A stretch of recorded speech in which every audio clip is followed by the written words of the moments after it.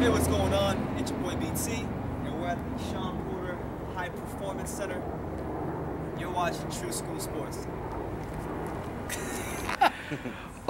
As far as boxing and some of the upcoming fights, is there anything you're like excited to see on these matchups? Not particularly. I mean, I want to see Golovkin Canelo, Marquez and Cotto. That's a good one. A done deal, yeah. For two guys at the end of their career, it's really going to be a fun fight because of their vulnerabilities now. You know, it's going to be more of a firecracker fight than I think it would have been in the beginning. I'm interested to see what happens with the heavyweight division. You know, now that you got Wilder up there, you got Anthony Joshua up there, Klitschko's still in the mix, still wants his belt back. The heavyweight division's finally starting to look interesting. Yeah. And there's other heavyweights coming up that are actually pretty good. Yeah. And the one nobody's talking about, King Kong.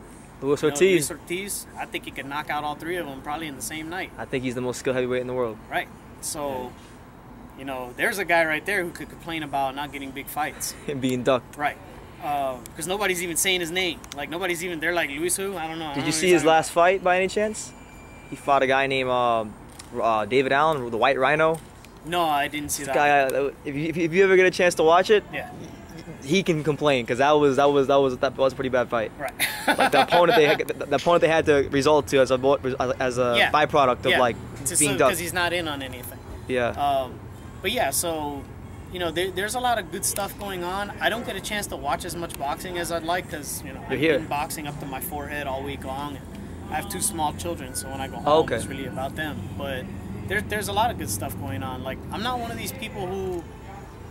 People don't understand the way the business of boxing works. They don't understand stay busy fights. They don't understand showcase fights. They think that 24 hours a day, every champion is supposed to fight each other. Well, if we did that right now, then within, like, 6 months, every champion would be gone. You know what I mean? Like, right, yeah. So... when these guys take stay busy fights or showcase fights, I understand that for what it is. You know, like it's just them continuing to make money. It was no different in the 80s. You know, in the 80s, you could turn on Wild World of Sports on a Sunday morning and watch Gennady Golovkin kick the crap out of some guy you've never heard of.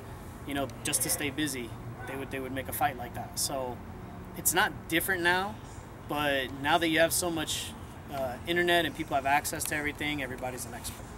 Yeah. They are. Any message to the boxing world? Anything you want to say? Just keep your eyes and ears open. Don't believe what you see on TV. Floyd's not a jerk. You know what I mean? Like, you meet people in person. It doesn't often go like you think. It's true. This is very true. Right.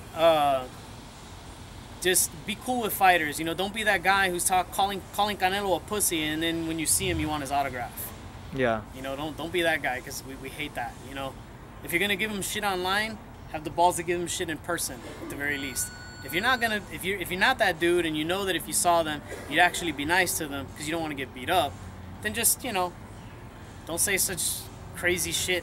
I mean, fans are fans; they're gonna do what they want, but that's all I would ask of them is to just understand that this is a sport like any other sport. You know, and when a guy loses, don't start talking about how much he sucks. He's a bum. You know, there's no such thing as completely flawless anything. You know, that same guy will be wearing a Cleveland Browns jacket. You know what I mean? And how you call one guy a bum, you know, or you're wearing a Mets jersey, you know what I'm saying? Yeah, you're wearing a Mets hat, you know, like, you stick by sports teams who it's like a self-torture thing just to be a fan of them. But if a fighter loses one fight, by questionable decision, you run around talking about how much he sucks. He's a bum. That's interesting because, like, you know, speaking as a long-time suffering Charlotte Hornets fan, I know about self-torment. So exactly. Yeah. All right. Well, thank you, Luis. I appreciate you talking to me today. Absolutely. No problem.